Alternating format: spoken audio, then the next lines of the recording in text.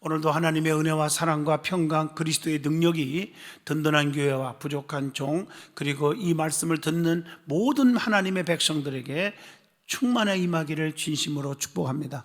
누가복음 9장 57절로 60절을 통해서 예수님의 제자의 길이라 하는 제목으로 같이 은혜를 나누고자 합니다. 예수님은 공생의 기간 동안 수많은 병자들을 고쳐주셨고, 상처 입은 자들을 싸매주시고 어루만져 주시고 용기와 희망을 주셨습니다.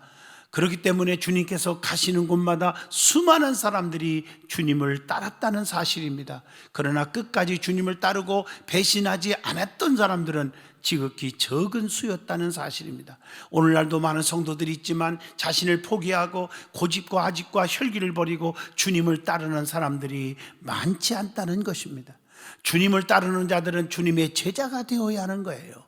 그러나 주님의 제자는 그렇게 많지 않다는 것이죠. 왜냐하면 주님의 제자가 되기 위해서는 많은 대가를, 양보를 또 지불해야 되기 때문인 줄로 믿습니다.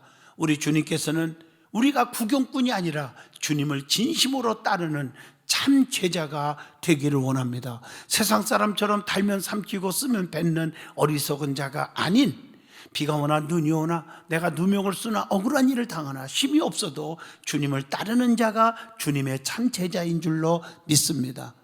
오늘은 종료주일입니다. 예수님께서 십자가에 돌아가시기 전 마지막으로 예루살렘 성전에 입성하신 때를 기념하는 주일입니다.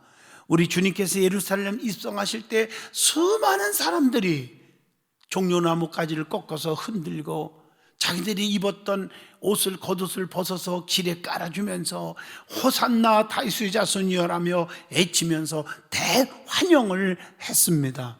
그러나 얼마 가지 않아서 그렇게 환영했던 그들이 예수님을 십자가에 못 박으라, 나쁘다, 죽여라 이렇게 애쳤다는 것입니다. 패션 오브 크라이스트라고 하는 영화 여러분 많이 보셨을 거예요. 저도 서너 번 봤어요. 예수님의 고난을 정말 잘 표현되어 있는 그런 영화 아닙니까? 그 영화를 보면 예수님을 못 박으라고 하는 함성이 하늘을 찌르는 듯 했습니다. 이렇게 예수님께서는 많은 인간적 배신의 쓰라림을 겪었다는 사실을 알아야 합니다. 종료주의를 맞이하여 우리는 진정으로 주님을 끝까지 따르는 제자가 되리라고 다짐하는 시간이 되었으면 합니다. 오늘 본문 57절을 보면 예수님께서 제자들과 함께 길을 가실 때 한 사람이 예수님께 다가왔습니다. 그러면서 어디로 가든지 나는 주님을 끝까지 따르겠습니다 라면서 따를 것을 허락받으려고 했어요. 그러나 우리 주님께서는 그를 딱 쳐다보시고 본문 58절의 말씀입니다. 여우도 굴이 있고 공중의 새도 집이 있으되 인자는 머리 둘 곳이 없도다라고 대답을 합니다. 이 말씀 속에는 예수님의 뜻을 잘 살펴보면은 나를 따르면 집도 없고 물질도 없고 정처 없이 지내야 하기 때문에 그럴 준비와 각오가 되어 있어야 한다는 그런 말입니다. 가정의 즐거움과 세속적인 안락한 생활을 위한 물질적 보장이 없는데도 불구하고 나를 따라올 수 있겠느냐 하는 질문을 주님이 하고 계신 것입니다. 성령의 도심이 없이 단순한 인간의 의지만으로는 결코 절대로 주님을 따를 수가 없다는 것입니다. 갈라디아서 5장 16절에 너희는 성령을 따라 행하라 그리하면 육체의 욕심을 이루지 아니하리라 이렇게 말씀하고 있습니다. 그러므로 진정한 주님의 제자가 되는 길은 인간의 욕심을 버릴 줄 알아야 돼요. 그리고 오직 주님만을 사랑하는 것입니다. 오늘날 교회 안에서 보면 주님의 참제자를 찾기가 너무 어려운 것 같습니다. 주님의 제자가 되려면 자기를 부인하는 자가 되어야 한다고. 마태복음 16장 24절에 누구든지 나를 따라오려거든 자기를 부인하고 자기 십자가를 지고 나를 따를 것이니라 이렇게 말씀하고 있어요. 이 말씀은 자기중심적인 가치관과 그 생각, 물질관과 세계관을 버려야 한다고 하는 깊은 의미가 담겨져 있는 줄로 믿습니다. 오늘 예수님의 제자의 길이라고 하는 제목으로 말씀을 나눌 때 큰 은혜 받는 시간이 되기를 간절히 여러분에게 소망합니다. 주님께서 택하신 제자들의 특징이 있어요. 우리 예수님은 제자를 삼을 때 아무거나 삼은 것 같죠? 아닙니다. 예수님께서는 특별한 지식과 재주가 있는 사람만을 또 골라서 제자로 삼은 것도 아닙니다. 주님께서는 모두 12명을 제자로 삼으셨는데 그들의 직업을 잘 살펴보면 어부 출신 또는 세리 또는 의사 또는 무직자 등등 각양각색의 사람들이 제자가 되었습니다. 우리는 주님께서 제자들을 선택하시는 기준을 보면서 영적인 깊은 교훈을 얻을 수 있어야 됩니다. 교회 안에서도 애모나 사회적 주의나 또 그들의 배경만을 보고 일꾼을 뽑아서는 절대로 안 된다는 것입니다. 겉만 보고 판단해서는 안 되는 것입니다. 개인의 달란트와 사명을 제대로 파악하여 제자로 삼아서 적시적소에 파송되어져야 하는 것입니다. 우리 주님께서도 12제자의 모든 상황과 그들의 달란트를 다 아시고 제자들의 길을 걷게 하셨습니다. 그러면 구체적으로 12제자는 어떤 사람인지 한번 찾아보려고 합니다. 첫째가 어부 출신들이 있었습니다. 이들은 곧 베드로와 그 형제인 안드레 또한 요한 그의 형제인 야고보들입니다. 갈릴리 해변에서 고기잡이로 살던 어부들을 제자로 삼으셨음을 마가복음 1장 16절에 나옵니다. 그들 모두가 열심히 그물을 던지거나 그물을 깁고 있을 때 부르셨음을 마가복음 1장 19절에 나옵니다. 자기에게 주어진 사명에 따라 열심히 최선을 다하고 일하고 있는 현장을 보시고 부르셨습니다. 고기 잡는 어부를 사람 남는 어부로 쓰신 것임을 마가복음 1장 17절을 통해서 압니다. 현재는 보잘것없는 것 같으나 바꾸어서 쓰시는 분이시라는 것을 알려주고 있습니다. 두 번째, 세리를 제자 삼으셨어요. 마태복음 9장 9절의 말씀입니다. 마가복음과 누가복음에는 레이라고 부르고 있지만 세관에 앉아서 세금을 걷어두면서 살던 세리 마태를 제자 삼았습니다. 하나님께서는 세상에서 멸시받는 자들을 택하여 있는 것들을 패하시는 분이라고 고린도전서 1장 28절에 말씀합니다. 그리고 세 번째, 의사도 제자 삼으셨어요. 그는 누굽니까? 누가라는 사람입니다. 예수님께서는 지식 있고 재능 있는 사람도 사용하셨습니다. 오늘 여러분들이 지식 있고 재능 있고 돈 많은 사람을 다 죄악시하면 안 되는 것입니다. 누가를 통해서 누가복음과 사도행전을 기록하게 하신 것입니다. 또 무직자들을 제자로 또 삼으셨어요. 직업이 없는 자들. 누가복음 6장 16절을 보면 야고보의 아들 유다와 예수를 파는 자 될 가룟 유다라고만 표시되어 있습니다. 나머지 다른 제자들이 무엇을 하던 사람인지에 대해서는 전혀 언급이 되어 있지 않습니다. 아마도 특별한 직업이 없었던 사람이 있지 않은가 하는 생각을 해봅니다. 예수님께서는 세상에 미련한 자들을 택하시고 지혜 있는 자들을 부끄럽게 하시는 분이기 때문에 무지하고 힘없는 사람들도 택하셔서 제자로 삼으셨다는 것입니다. 그들로 하여금 전국 복음을 증거하게 하신 것을 고린도전서 1장 27절에 말씀합니다. 자, 그러면 예수님의 제자가 되는 길에는 어떤 의미가 담겨져 있다고 생각하십니까? 예수님은 제자를 삼고자 그들을 부르셨을 때 그들은 주님 앞에 어떻게 응답을 하셨냐는 거예요. 시몬과 안드레는 마가복음 1장 18절 보니까 그물을 버려두르고 따르니라.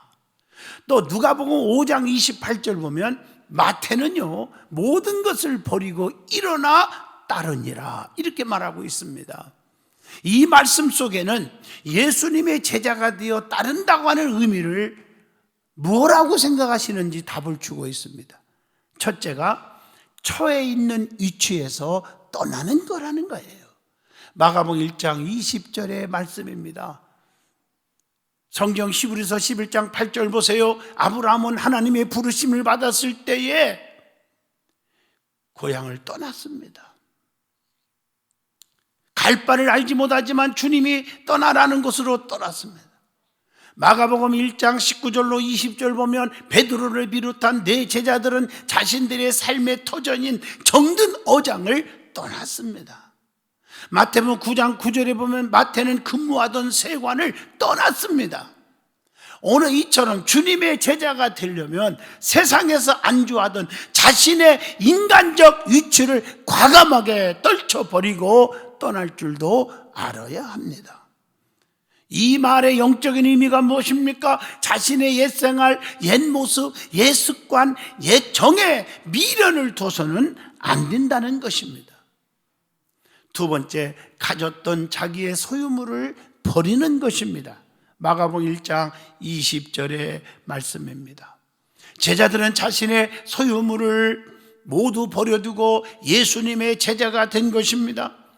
그러나 자기가 가진 세상적 인간적 소유물 때문에 주님의 제자의 길을 가지 못하거나 영생을 포기하는 어리석은 사람도 성경에 보면 나와 있습니다.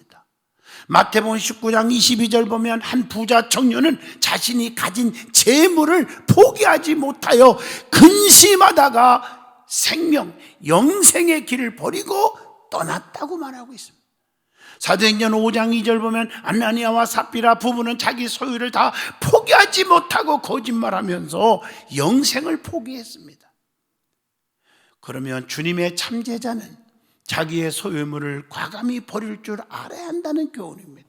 세상적인 것에 연연하다가는 주님께서 맡겨주신 제자로서의 사명을 절대로 감당할 수가 없습니다. 자신이 있던 자리를 박차고 일어나서 복음의 길로 나서야 하는 겁니다. 그렇다고 가정을 버리고 직장을 버리라는 말이 절대 아닙니다. 안일하게 머물러 있는 세상적인 자리를 박차고 일어나야 한다는 것입니다. 우리의 모든 사적인 것을 버릴 때에 주님께서는 우리를 주님의 참제자로 인정하시고 축복된 길로 인도하시는 것입니다. 그러면 부르신 이와 목적을 같이 하는 거다. 세 번째는 그겁니다. 고기를 낚던 어부들은 사람을 낚는 어부가 되었음을 마태복음 4장 19절에 말씀합니다. 바울은 그리스도의 남은 고난을 내 육체에 채운다고 골로새서 1장 24절에 말씀합니다. 도마도요 요한복음 11장 16절에 주님과 함께 죽으러 가자고 그렇게 말을 하고 있습니다. 디모데후서 2장 4절에 보면 주님을 따르는 사람은 자기 생활에 얽매이지 않는다고 그렇게 말하고 있습니다. 진정한 제자의 길은 주님께서 부르신 목적을 이루어 나가는 것임을 확실하셔야 됩니다. 예수님께서 부르신 목적을 이루기 위해서는 내가 하고 있는 것, 내가 하고 싶은 것 다 하지 못하는 거예요. 본문 59절로 60절의 말씀입니다. 너는 가서 하나님 나라를 전파하라 이렇게 말씀했어요. 주님의 제자는 하나님 나라를 전파하여야 합니다. 목자가 99마리의 양을 놔두고 한 마리의 잃은 양을 찾아 헤매듯이 우리들도 죽어가는 영혼들을 구원하는데 최선을 다해야 한다고 사도행전 20장 24절에 말씀하고 계십니다. 아무리 나의 목적이 크고 귀하다 할지라도 주님의 부르심을 받은 제자라고 한다면 그것을 포기할 줄도 알아야 합니다.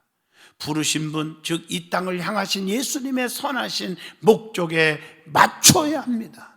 예수님께서도 십자가의 고난을 겪으시기 전 겟셋마네에서 기도하실 때에 마가복음 14장 36절 뭐라고 했어요? 아버지, 이 십자가에 쓴 잔도 아버지 뜻이라면 받게 해달라고 기도했습니다. 주님의 뜻대로 살면 당장은 죽는 것 같이 보이지만 하나님 아버지께서는 영광을 받으시게 되고 우리들도 함께 그 영광에 동참하게 되는 것입니다. 오직 주님 한 분만을 따르게 되면 우리 주님 때문에 이 땅에서 시온의 대로가 열리게 해 주신다고 시편 84편 4절로 5절에 말씀합니다. 예수님께서 마지막 예루살렘에 입성하실 때 매여 있던 나귀를 타신 거 잘 아시잖아요. 매인 나귀는 예수님을 등에 태우고 가는 바람에 예수님을 향한 사람들의 영광과 환영을 모두 함께 받았어요. 시온의 대로가 열린 거 아니에요? 마태복음 21장 1절로 3절입니다. 우리 모두는 예수님께 매인 나귀가 되어야 돼요. 천방직주처럼 자기 고집대로, 자기 사고방식, 자기 생각대로, 자기의 혈기대로 살아갈 것이 아니라 주인에게 매여 있는 거예요. 답답하지만 그런 매인 나귀를 풀어오너라. 그 매인 나귀를 사용하신 거예요. 주님은요. 무엇 때문에 우리가 매여야 합니까? 주님께 온전히 매여야 하는데, 교회와 주의 종의 목회의 손에 매여야 하고 사명과 직분에 매여야 하는 것입니다. 예배에 매여야 하는 것입니다. 매이면 손해볼 것 같지요. 엄청난 주님의 도우심의 손길이 있습니다. 우리를 부르신 주님의 목적이 무엇인지를 늘 가슴속에 새기면서 그 목적에 부응하는 삶을 살아갈 수 있기를 축복합니다. 그 다음에 예수님의 참진 제자의 자격이 있습니다. 그게 뭐라고 생각하십니까? 첫째가 마가복음 8장 34절입니다. 자기를 부인하고 자기 십자가를 지고 예수만 따라가는 사람이라고 말합니다. 자기에게 있는 기능적 가치와 도덕적 가치가 그리스도 안에 있는 영적 가치로 흡수 전환되어야 하고 그리스도께 최고의 가치와 의미를 부여하는 삶을 살아가는 것임을 빌립보 3장 8절로 9절에 주고 있습니다. 또한 자기 십자가를 진다는 것은 그리스도를 믿음으로 인해 오는 고난과 핍박과 환난과 누명과 박해와 이런 것들 자기가 온전히 감당하여야 합니다. 동시에 자기에게 맡겨준 직분, 사명을 감당할 수 있어야 된다는 말씀입니다.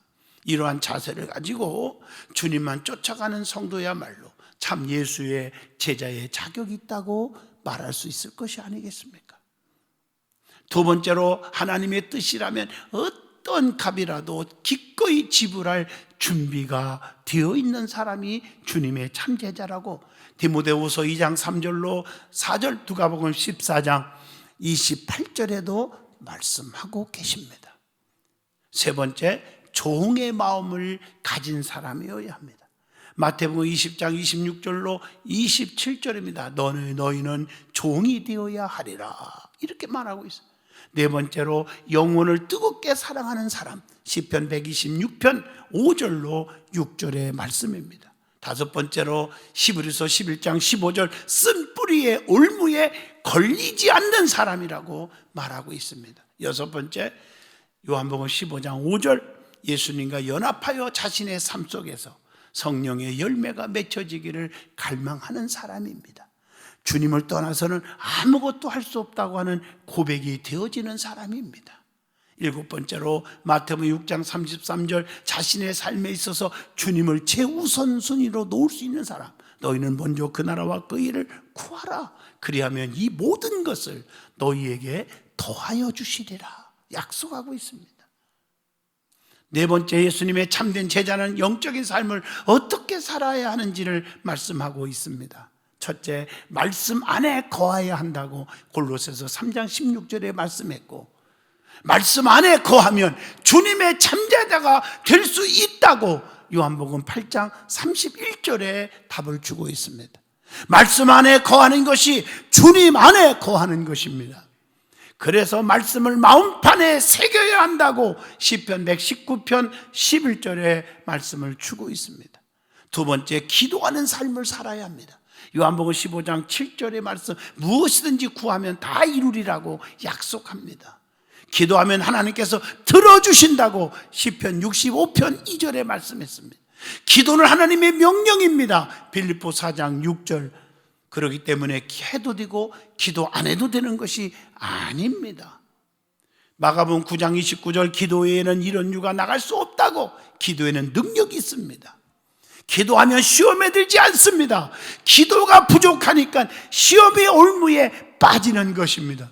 왜 나에게 이런 일이 올까 고민하지 말고 기도하라고 마태복음 26장 41절에 말했습니다. 시험에 들지 않게 깨어 기도하라. 주님의 제자들이라도 시험에 들면 모두가 넘어지고 자빠지고 깨지는 거 아닙니까? 그래서 시험 들지 않게 깨어 있어 기도하라고 우리 주님은 제자들에게 부탁하고 있는 것입니다. 우리가 시험에 들 때 보이는 모습들이 있어요. 주님을 부인하게 돼요. 마태복음 26장 69절로 75절, 마태복음 26장 41절 넘어지게 됩니다.